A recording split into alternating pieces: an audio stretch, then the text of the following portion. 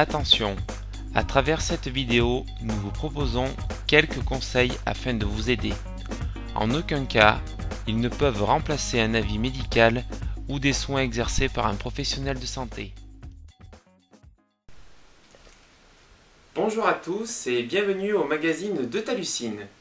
Aujourd'hui, je vais vous parler un petit peu d'un fait divers, à savoir la bronchiolite.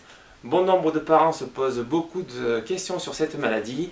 Quelle en est la cause? Quels sont les signes cliniques? Que dois-je faire pour mon enfant? Bref, autant de questions auxquelles je vais essayer de vous répondre.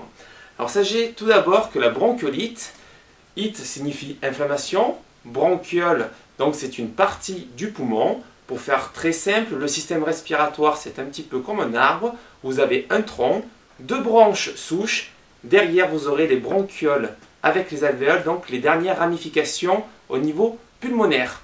Donc justement l'encombrement va se situer donc au niveau de la bronchiole.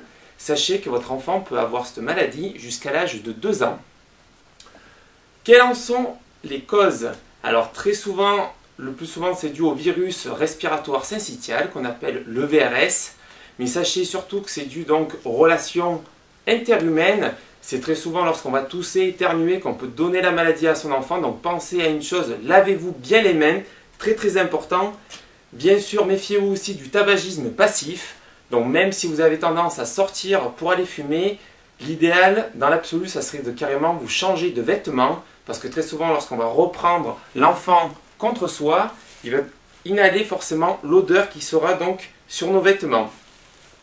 Donc concernant la clinique, chez l'enfant, sachez que la bronchiolite se manifeste donc plutôt par un syndrome qu'on appelle obstructif, c'est-à-dire par un encombrement, qui sera à l'inverse du syndrome restrictif, où là en fait c'est la bronche qui aura un calibre qui sera diminué. L'exemple type très connu, c'est l'asthme. Donc en fait, lorsqu'on a un restrictif, ça siffle. Et justement au début de la bronchiolite, lorsqu'on va avoir donc le syndrome obstructif, on aura plutôt des crépitements, donc où ça va grailler, si vous voulez, un petit peu dû au crachat.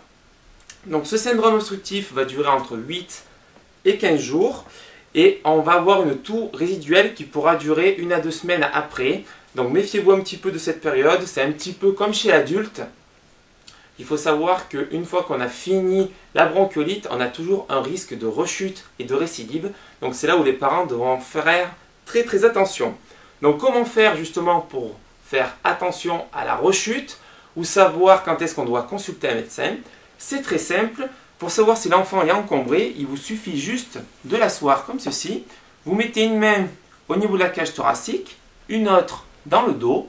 Et si vous avez l'impression comme si on écrasait de la neige entre les mains, c'est-à-dire que ça va crépiter, ça veut dire que l'enfant commence à être encombré. Donc à ce moment-là, il vous faut consulter. Très souvent dans les médias, on nous parle justement des risques de la bronchiolite et de l'hospitalisation. Ne paniquez pas, si vous avez quelques signes à retenir chez l'enfant, des signes de détresse respiratoire, très souvent on peut voir ce que l'on appelle une tachypnée, c'est-à-dire en fait une augmentation du rythme respiratoire. Donc très souvent on va dire c'est au-delà de 50 mouvements respiratoires par minute. Donc à ce moment-là, surveillez bien. Chez certains enfants tellement fatigués, on peut aussi avoir l'inverse, c'est-à-dire une bradypnée, à savoir donc un ralentissement du rythme respiratoire. Mais on peut aussi également avoir des post-ventilatoires, donc de l'apnée. Donc autant d'éléments qu'il faudra bien signaler à votre médecin lors de la consultation. Comme autre signe de détresse respiratoire, vous avez également un tirage. Donc le tirage se manifeste tout simplement par, à chaque inspire, si vous voulez, on va essayer d'attraper de l'air. Un petit peu comme après un effort violent, très souvent quand on cherche à récupérer, on va toujours chercher à attraper un petit peu son air. Ça peut également se manifester chez l'enfant. On peut retrouver également donc les battements des ailes du nez. Donc où là, vous allez à chaque inspiration avoir les ailes qui gonflent de chaque côté. Pensez aussi qu'on peut voir une respiration dite paradoxale. Concrètement, qu'est-ce que ça signifie? En fait, si vous voulez, normalement, on va gonfler d'abord l'abdomen, puis la cage thoracique. Et lorsqu'on va expirer, donc souffler, on va d'abord vider le haut, puis progressivement le bas. Qu'est-ce qui se passe lors de la respiration paradoxale? Cet ordre n'est plus du tout respecté et aussi bien on va gonfler d'abord d'un côté puis de l'autre et ça va être tout désordonné. On aura une sensation un petit peu comme de vague, tout est désynchronisé. Sinon, quelque chose qui est très important, c'est de bien regarder les extrémités de l'enfant. Donc concrètement, on peut avoir une cyanose, donc les lèvres un petit peu violacées. On peut le retrouver également au niveau de la pulpe des doigts et des oreilles. Sachez aussi qu'il existe d'autres signes qu'on appelle des signes neuropsychiques, où là ça va être donc des troubles du sommeil, des troubles de l'attention. Donc un test tout simple, normalement un enfant doit suivre un jouet lorsqu'on va le déplacer, il doit suivre du regard. Si vous avez l'impression qu'il a le regard un petit peu vide, méfiez-vous, c'est qu'il commence justement à décompenser un petit peu. Et quelque chose qui est très très important, un enfant qui ne pleure pas, c'est très souvent un des signes auxquels il faut faire très très attention. Cela signe donc un mal-être de la part de l'enfant. Dernière petite chose, bien sûr, dans tous ces troubles du comportement, très souvent on retrouve des troubles alimentaires. Alors très souvent, ce qu'il faut faire attention chez les tout petits, c'est au risque certes de déshydratation, mais surtout de ne pas perdre du poids. Donc à ce moment-là, il faut essayer de fractionner un petit peu les repas plutôt que de respecter des heures fixes. Il vaut mieux prendre des petites quantités, mais souvent, histoire déjà de bien les réhydrater, mais surtout éviter qu'ils perdent du poids et qu'ils décompensent par la suite. Donc retenez bien tous ces signes, donc une augmentation du rythme respiratoire ou des fois donc des pauses de type apnée, le tirage, les battements des ailes du nez, d'accord. Pensez également donc à la respiration paradoxale, comme je vous ai pu vous évoquer tout à l'heure, la cyanose des extrémités, donc les lèvres violacées, donc regardez bien la couleur, et puis enfin les troubles neuropsychiques, dont l'alimentation et l'abolition des pleurs qui sont les plus importants. Chez vous, que faire concrètement lorsque vous avez de tels signes? Dans un premier temps, pensez toujours à relever l'enfant d'environ 30 degrés dans sa chambre pour lorsqu'il va dormir. Donc vous pouvez pour cela glisser une couverture sous le matelas ou incliner certains lits qui sont adaptés pour. Évitez toujours la position à plat ventre, méfiez-vous bien de ça. Pensez également à bien aérer la chambre, ce qui est très très important, et surtout à ne pas trop la chauffer. Souvent on conseille un grand maximum autour de 19 degrés, même chez l'enfant. Pensez également à humidifier l'air. Alors méfiez-vous quand c'est trop humidifié, par exemple les gens qui habitent à côté des cours d'eau, ça peut aussi engendrer des troubles respiratoires.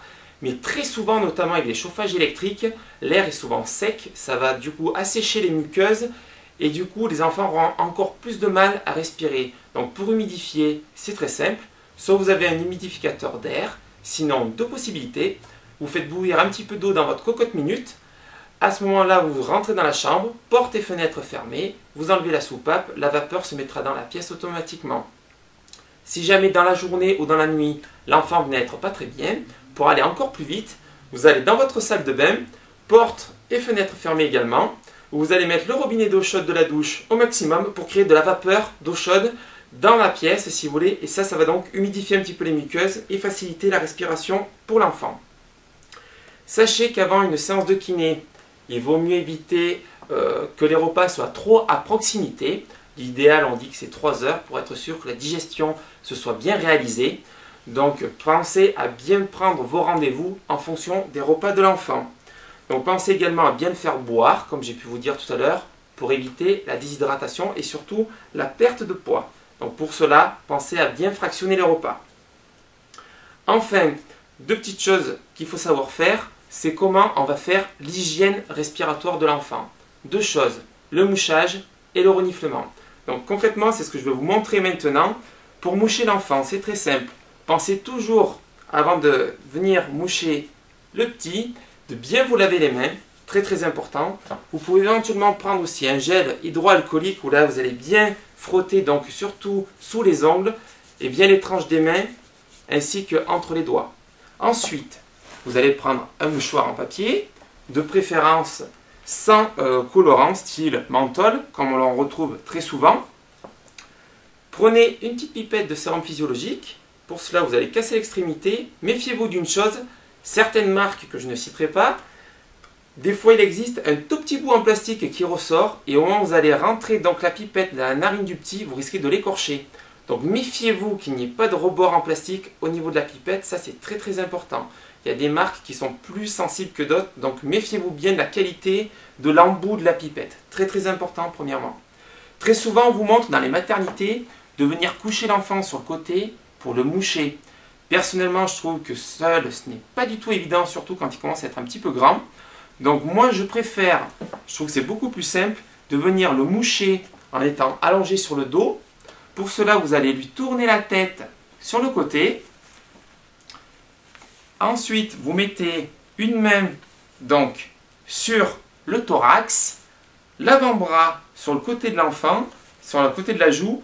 Avec le petit doigt, vous allez venir lui fermer la bouche. Très très important pour pas qu'il ne puisse respirer par la bouche. Ensuite, vous allez injecter une dose avec la pipette dans la narine du haut au moment de l'inspiration.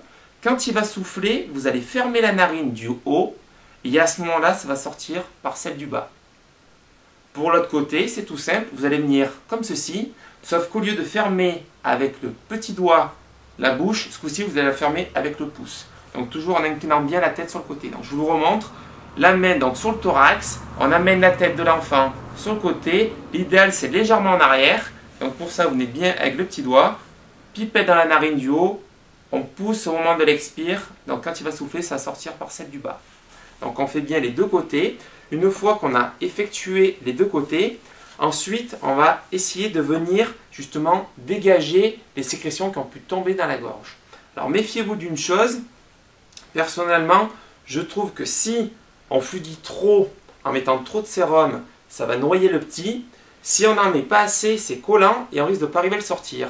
Donc là après c'est un petit peu l'expérience qui va faire que vous allez arriver à faire le bon dosage. Donc que ça soit ni trop fluide, ni trop collant. Donc il en faut un petit peu, quitte à y revenir. Mais ne fluidifiez pas trop les sécrétions car au début vous allez vraiment le noyer. Donc une fois que vous aurez fait les deux côtés, pour après venir donc nettoyer ce qui est tombé au fond de la gorge, surtout le matin au réveil, pensez-y. Tout simplement, vous allez venir sous le menton. Quand on avale, la langue va partir vers l'arrière. Nous, ce qu'on va chercher à faire, c'est inverser la déglutition. Donc pour cela, on va essayer de faire remonter la langue. D'accord? Donc pour ça, c'est très très simple. Il suffit juste de prendre son petit doigt comme ceci. Vous allez en fait venir faire un mouvement de bascule sous le menton en remontant bien sous la gorge. Donc concrètement, on n'appuie pas du tout. On fait juste un petit mouvement de bascule. Donc comme ceci. On masse tout doucement sous la langue si vous voulez pour essayer de remonter. Et au bout d'un moment, à force d'insister un petit peu, chez les tout petits, on fait quelques petites pauses, on fait 2-3 massages, on repose, ainsi de suite. Et quand ça remonte, à ce moment-là, avec un petit mouchoir en papier, on vient chercher le crachat dans la joue. Donc le plus facile, c'est de le tourner légèrement sur le côté pour venir le récupérer. S'il a des dents, passez bien sur le côté pour ni vous faire mordre et surtout ne pas lui faire mal.